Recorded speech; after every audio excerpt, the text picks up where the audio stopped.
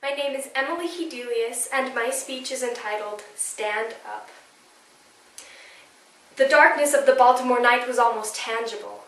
All throughout the night, cannons exploded, lighting up Fort McHenry for an instant at a time. Out in the harbor near Fort McHenry was a boat on which a man stood, waiting for each cannon blast to explode so that he could see through the dim light if our worn, tattered flag had been brought down in defeat. As dawn approached, that man continued to look, and our majestic flag was still flying high. Affected by this beautiful display, Francis Scott Key felt it was necessary to write about what he saw. That poem eventually became our national anthem, entitled The Star-Spangled Banner, which begins, "Oh, say, can you see, by the dawn's early light?" His poem not only became our national anthem, but a small piece of it became the American national motto, which states, "In God we trust." Francis Scott Key's words are still important to remember today.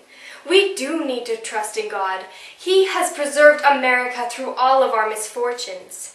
Thomas Jefferson stated, "The God who gave us life, gave us liberty at the same time." The Constitution is a gift from God, and that cannot be taken lightly. Since our founding fathers were God-fearing men, our Constitution is unfailing. Benjamin Franklin stated, "All of us who are engaged in the struggle must have observed frequent instances of superintending providence in our favor. And have we now forgotten that powerful friend? Or do we imagine that we no longer need his assistance?" Unfortunately, many Americans do believe that we no longer need the assistance of God. Furthermore, many citizens also aren't doing anything for the benefit of our country.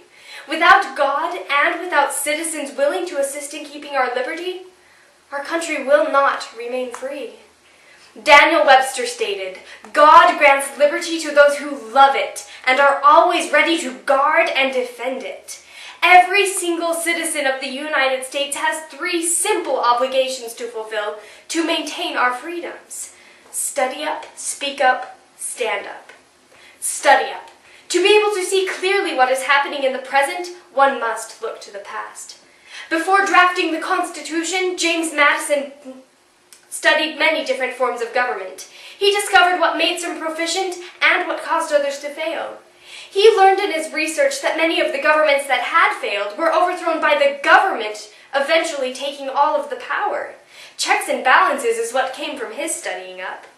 We must all study up on what is happening in our country to know if there is anything that we need to fix. Our nation needs leaders willing to defend our governing principles by speaking up. The First Amendment of the Constitution gives us the freedom of speech, yet we the people are beginning to allow the government to take away this inalienable right. During America's colonial era, it was considered treason to speak out against the king. Because of this, our founding fathers knew just how important it was to have the freedom of speech. Benjamin Franklin also stated, "They who give up essential liberty to obtain little temporary safety deserve neither liberty nor safety." We must never willingly give up this right. The solution to keep this from happening is to stand up. We must remember that one person can make a difference. Too often we belittle ourselves by saying, "What good would it do for me to stand up? I am just one person." But I say that most of the time we are all just sitting around waiting for someone else to stand up and say something. So let's stand up. Bill Moyers said, "What is right and good doesn't come naturally. You have to stand up and fight for it, as if the cause depends on you, because it does." When Francis Scott Key wrote The Star-Spangled Banner, I am sure that he knew there would be incidences in our nation's future which would require bravery. Bravery to do what is right, even if we are seemingly the minority. Oh, thus be it ever, when free men shall stand between their loved homes and the war's desolation. Blessed with victory and peace may this heaven-rescued land praise the power that hath made and preserved us a nation. Then conquer we must, if our cause it is just. And this be our motto, "In God is our trust."